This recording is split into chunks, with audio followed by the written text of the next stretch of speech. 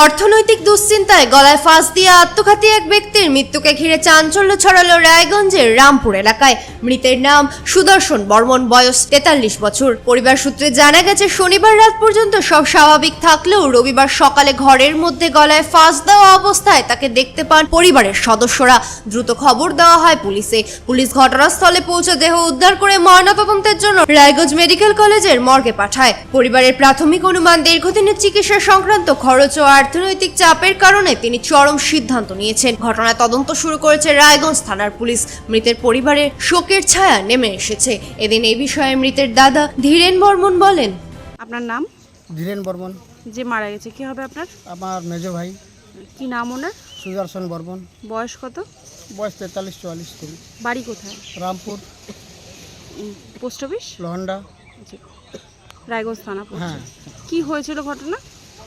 ঘটনা কিছু না, এই এমনি শরীর খারাপ, কারোর সঙ্গে কথা বলে না, চুপচাপ থাকে বাড়িতে, এমনি এই আচানক কালকে এই ঘটনাটা ঘটছে। কি করেছে? এই গলায় দড়ি দিয়েছে। কখন সেটা? সেটা রাত্রেবেলা দিচ্ছে। কখন দিচ্ছে 1টা অবধি তো আমরা ছিলাম জেগে, যখন জল বৃষ্টি আসছিল পরেও জেগেছিলাম। তারপরেই হতে পারে, তারপরে ঘুমাইছি। বাবা ছিল ওই ঘরে ঘুমায়, বাবার রুমেই করছে, বাবার ঘরেই।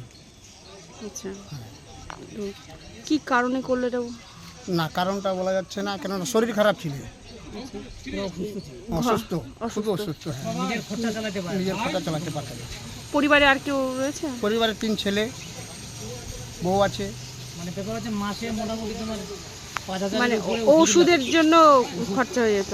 ওষুধের জন্য কিছু। এই মানসিক অবস্থা দিয়ে তাহলে? না, মানসিক অবস্থা ছিল না, এমনিই শুধু বলতো আমার পরিবারটা চলবে কেমন করে, কী করবো। ওষুধপাতি খাইতো, আমরাও হেল্প করতাম, কিন্তু ওর মনের ভিতরে যে এরকম। কি কাজ করতেন? কাজ রাজমিস্ত্রির কাজ করতো সে। তো মানে অসুস্থ বলতে কি? অনেক দিন ধরেই অসুস্থ। কি ধরনের অসুখ? বলছে আমার বুকে ব্যথা করে। আচ্ছা, হ্যাঁ, হার্টের প্রবলেম বলছিল। কয়েকবার দেখায় যে এখানে ওষুধপাতি খাচ্ছিল, ওষুধ খেলে আবার ঠিক থাকতো, ওষুধ খায়। রায়গঞ্জ থেকে বিথিকা পালের রিপোর্ট, কুলিক নিউজ।